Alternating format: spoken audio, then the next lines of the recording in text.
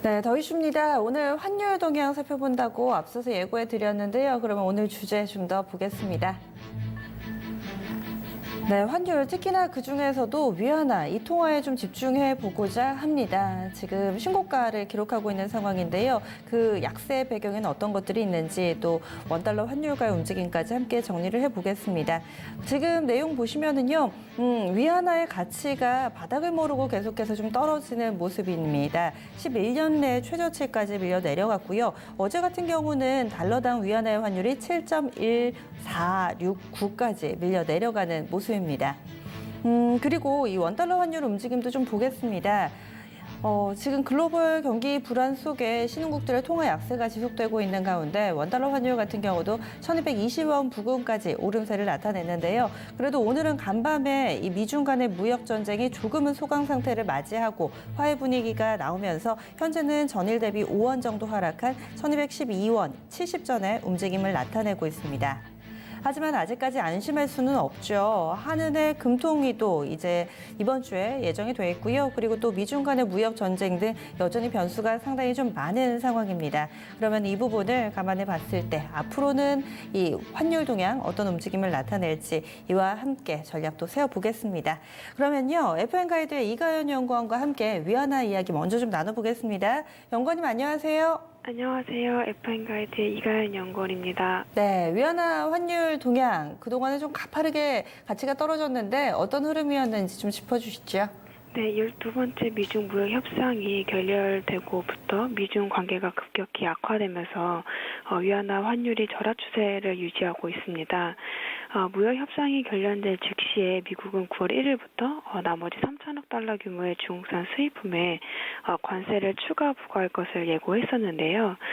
미국의 중국산 제품에 대한 추가 관세 부과 이후로 중국은 바로 달러 대비 위안화 환율을 큰 폭으로 절하시켜 고시한 바 있습니다. 미국은 이에 중국을 환율 조작국으로 지정하기도 했습니다.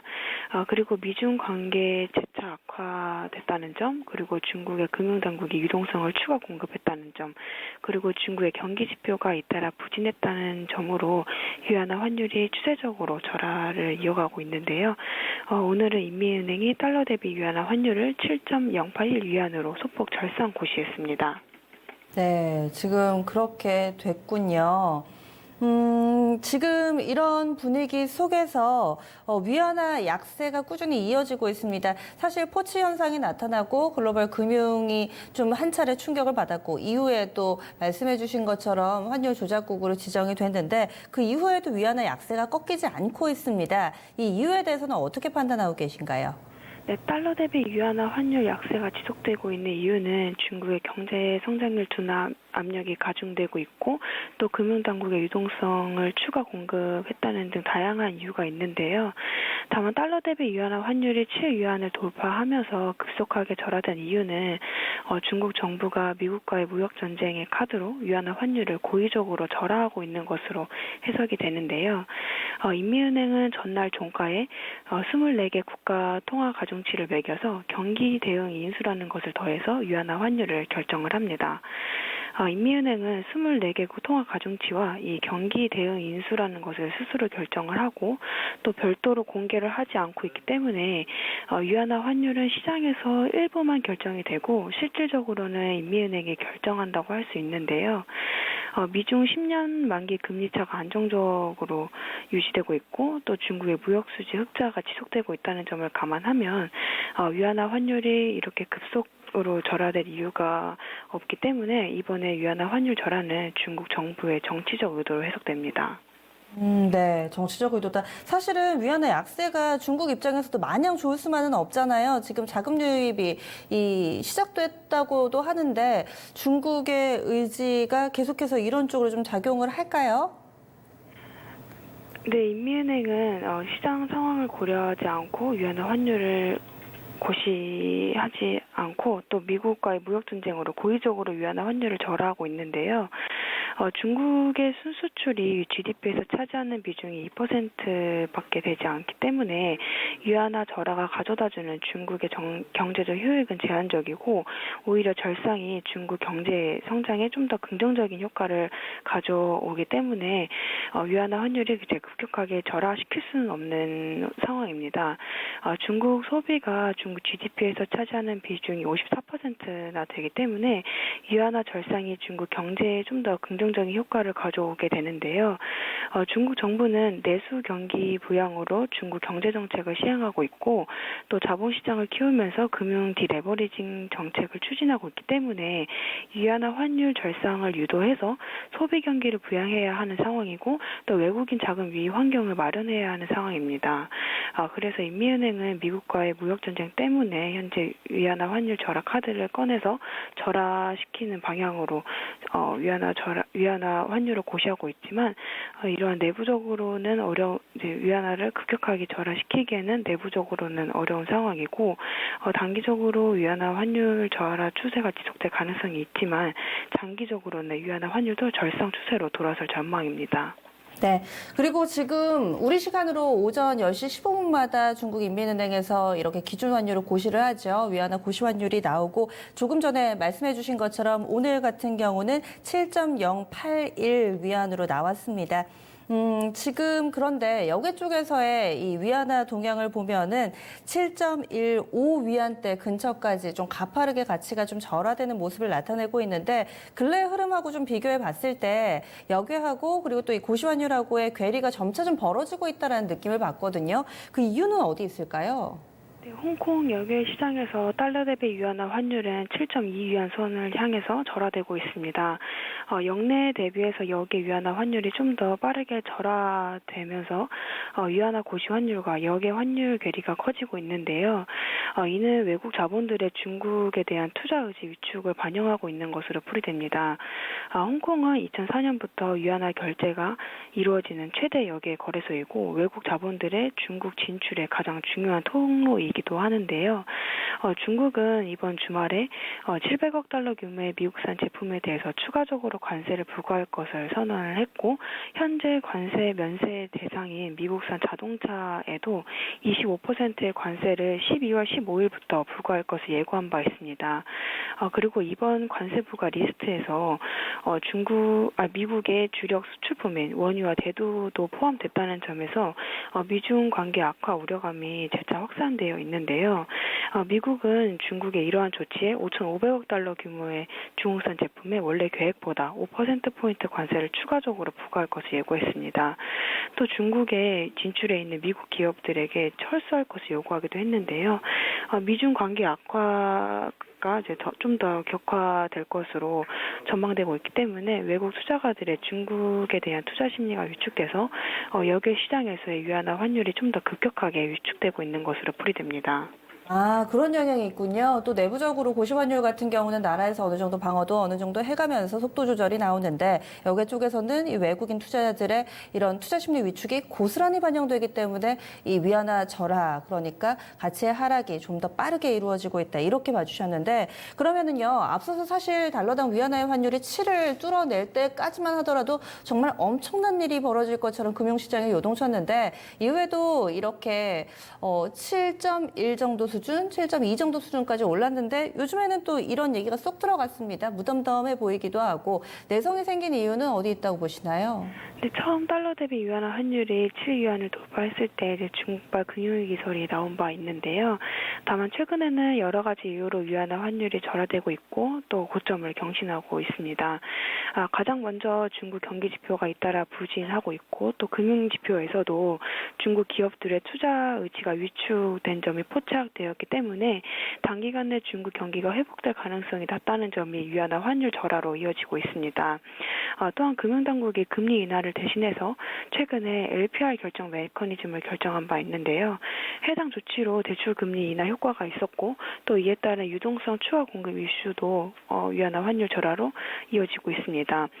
미중 관계에 대한 불확실성 확대도 이제 위안화 환율 절하의 이유가 되고 있기 때문에 달러 대비 위안화 환율이 고점 고점을 경신을 해도 시장이 어느 정도 예상한 결과이기도 하고 또 위안화 가치가 이제 추가적으로 절하할 수 있다는 이제 분위기가 투자자들 사이에서 형성되어 있는 것으로 이제 분석이 됩니다. 처음에는 7위안 뚫을 때는 설마 하다 이렇게 됐으니까 충격이 강했는데 이제는 이런 분위기로 시나리오가 어느 정도 만들어져 있기 때문에 많이 놀라지 않는다. 이렇게 보면 되겠네요. 말씀 고맙습니다. 네, 감사합니다. 네, FN가이드 이가연 연구원이었습니다. 이번에는 원화 쪽도 한번 봐야죠. 이런 내용은요. 토마토 투자클럽 한교수 전문가와 함께하겠습니다. 안녕하세요. 네, 안녕하십니까. 네, 원달러 환율도 흐름 좀 봐주세요. 지금 원달러 환율의 흐름들 많이 변동성이 있어서 우리 시청자 여러분들 조금 이제 헷갈리지 않으실까라는 생각인데 일단 환율의 흐름들을 우리가 계속해서 좀 많이 봐야 되는 이유는 일단 시장의 어떤 자금 유출이라든가 이런 부분들에 대해서 우리가 민감한 부분이기 때문에 환율 흐름들을 좀 많이 보셔야 되겠습니다. 그림을 먼저 보면서 설명 좀 드리겠습니다. 지금 그림의 이제 왼쪽이 원달러 환율의 흐름이고요. 지금 오른쪽에 제가 원엔 환율의 흐름을 제가 같이 좀 가져왔습니다. 환율 흐름에 있어서 최근에 원화 환율의 흐름하고 일본의 엔화 흐름에 엔화에 따른 우리나라 원화의 흐름까지도 일단 보여주고 있는데요. 왼쪽에 이제 원달러 흐름의 흐름 보시게 되면 최근에 이제 1220원 선 돌파를 계속해서 시도를 하다가 또 이제 1220원 선을 뚫지 못하고 이제 밀리는 또 오늘도 밀리는 이런 형태가 되고 있죠. 여전히 이제 환율은 우상향으로 계속해서 방향을 잡고 있는 상태입니다. 글로벌 경기 침체 우려감이 계속해서 이어진 상태고 그러면서 시장에 대한 불안감들 이런 것들이 계속해서 가중이 되면서 원달러 환율은 계속해서 반등 시도가 계속해서 이어지는 그런 모습이고요. 일본의 엔화 대비 한국의 원화 가치도 지금 이제 굉장히 빠른 속도로 절하되고 있는 형태가 지금 되고 있습니다. 반대로 일본의 엔화는 굉장히 강하게 절상되고 있는 이런 형태가 지금 진행이 되고 있다고 보시면 되겠죠. 최근에 이제 일본의 엔화 대비 우리나라 원화가 절하되고 있는 부분들은 우리는 수출 경쟁국, 그러니까 일본이 우리나라에 대한 수출 상대국이기 때문에 수출에 있어서는 상당히 고무적인 현상으로 보실 수가 있습니다. 반면에 이제 일본의 엔화가 지금 강세를 보이고 있는 부분들은 말 그대로 이제 수출 경쟁력이 우리나라한테 떨어질 수 있다라는 그런 어떤 지표로도 보실 수가 있겠고 또 한 가지 중요한 부분들은 일본의 엔화가 최근에 이제 강세를 보이고 있는 부분들은 최근에 이제 글로벌 금융시장이 굉장히 불안한 흐름을 보이다 보니까 안전자산에 대한 욕구가 좀 커지고 있습니다. 금과 엔화가 시장에서 이제 글로벌 시장에서 안전자산으로 그렇죠. 인식이 되면서 엔화에 대한 수요가 높아지고 있는 것이겠죠. 네. 결국에는 일본의 엔화 가치가 절상이 되고 있는 부분들은 일본 경제가 좋아서 그런 것이 아니라 오히려 안전자산에 대한 선호 심리에 의한 절상인 것으로 볼 수 있기 때문에 원화와 엔화 가치 봤을 때 한국과 일본의 위치를 봤을 때 지금은 환율 시장에서는 일본이 상당히 좀 불리한 위치고 우리나라가 조금 유리한 위치에 있는 그런 어떤 환율의 흐름이 나오고 있다라고 보실 수가 있습니다. 다만 지금 이제 환율이 급격하게 올라가고 있는 부분들은 외자 유출에 대한 우려감들도 동시에 나타나고 있는 부분들이기 때문에 그런 부분에 대해서는 우리가 조금은 조심하시면서 좀 지켜보셔야 될 것 같습니다. 네.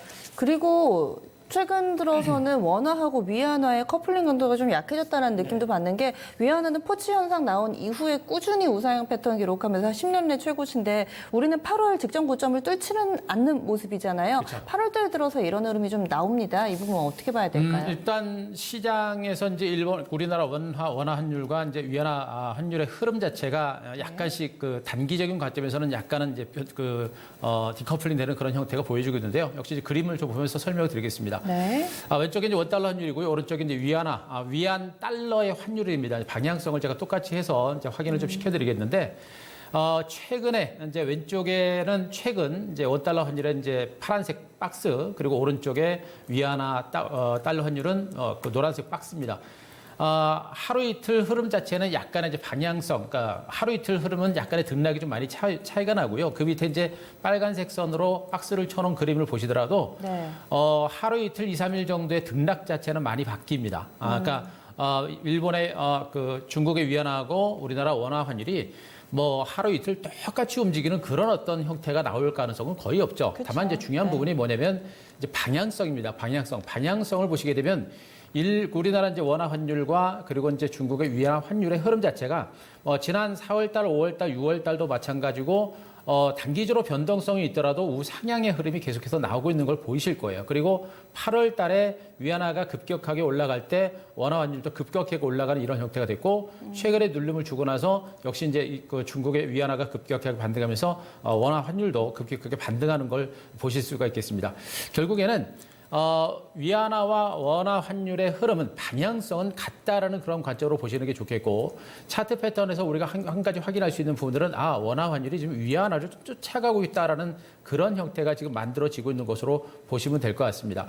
일단은 뭐 중국은 우리나라와는 약간 우리나라 환율과는 다르게 중국은 이제 인민은행의 중앙은행을 중심으로 임의로 이제 고지를 하는 그런 형태이기 때문에 약간은 우리나라하고 성격이 좀 다르다고 볼 수 있습니다만 하지만 중국의 어떤 그 환율을 통한 수출입이라든가 이런 부분들을 제어하는 그런 형태를 보고 또 중국의 어떤 경제 상황이라든가 이런 것들 그리고 이런 것들을 감안을 해서 움직이는 것을 볼 수 있기 때문에 지금 우리나라 현실의 상황도 중국 경제 상황 그리고 그런 경제 상황을 쫓아가는 우리나라와 중국과의 무역 교류가 상당히 크죠. 그렇기 때문에 그걸 추종하는 그런 형태가 나온다고 보시면 좋을 것 같아요. 그래서 중국의 위안화의 반등이라든가 또 원화 환율의 반등은 바로 이제 그러한 어떤 경제 상황과 연관을 지어서 이렇게 추세를 쫓아가는 그런 형태가 되고 있는 것으로 보시면 될 것 같고요. 역시 최근의 흐름 자체는 역시 이제 미국과 중국의 무역 전쟁이 악화됨에 따른 글로벌 경제 침체 오르감 그리고 포치가 약화되면서 나타난 현상에 의해서 지금 한국의 원화율도 중국의 위안화를 쫓아가는 형태인 것으로 보고 있는데 요거는 단기적인 관점이고 중장기적인 흐름에서는 앞으로도 원화율이 위안화를 지속적으로 쫓아갈지 여부는 아직은 우리가 또 지켜봐야 될 것 같습니다. 그래서 단기적인 관점에서는 이런 무역 현상들 때문에 이런 현상이 나타나고 있습니다만 장기적인 관점에서는 계속해서 위안화를 딱 쫓아갈지 여부는 말씀드렸죠. 좀 더 지켜봐야 된다는 거, 그거 또 확인은 좀 하셔야 될 것 같습니다. 최근에 보면은 사실 미국도 경기가 좋아서 달러 강세는 아니잖아요. 그렇죠. 상대적으로 봤을 때 다른 국가들이 너무 안 좋으니까 맞습니다. 파운드도 지금 브렉시트라든지 이런 부분들 신흥국 통화야 두말할 것도 없고 아르헨티나 페소 이쪽도 난리가 지금 아닌 상황인데 이런 환율 변화가 시장 전반에 미치는 영향은 어떻게 보고 계세요?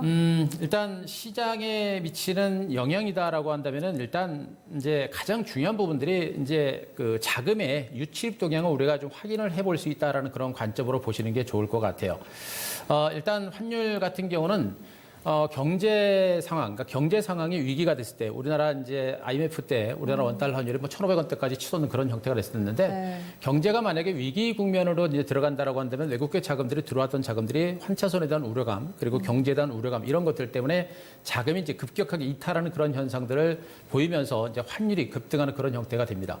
지금 우리나라 원달러 환율이 반등세를 보이면서 환율에 대해서 우리가 계속해서 주목을 하는 이유가 바로 그런 부분이에요. 과거 우리나라가 IMF를 겪어왔기 때문에 환율이 계속해서 올라가게 되면 외자가 빠져나가지 않을까라는 그런 경기감. 그리고 외자가 빠져나가게 되면 경기가 침체 국면으로 들어갈 수 있는 가능성도 분명히 있는 부분이겠죠. 그런 부분들 때문에 이제 환율의 흐름에 대해서 우리가 많이 주목을 하는 그런 상태라는 걸 보시면 될 것 같고요. 반대로 이제 경기가 좋아진다라고 한다면은 결국에는 이제 환차익을 노리는 이제 외국계 자금들이 또 들어올 수 있고요. 또 경기가 좋기 때문에 그 나라 증시가 좋아질 수 있는 가능성이 높습니다. 그렇게 되면 주식을 투자하고자 하는 그런 어떤 자금들, 또 기업들에 투자하고자 하는 그런 자금들이 들어오면서 투자 목적의 자금들이 많이 들어오게 되겠죠. 그러면서 그 자금들이 들어오게 되면 환율이 또 이제 떨어지는 이런 형태도 이제 나타날 수 있는 형태가 되는 겁니다. 그래서 이 환율 변화에 대해서 우리가 계속해서 주목을 해야 되는 이유는 말씀드렸었죠.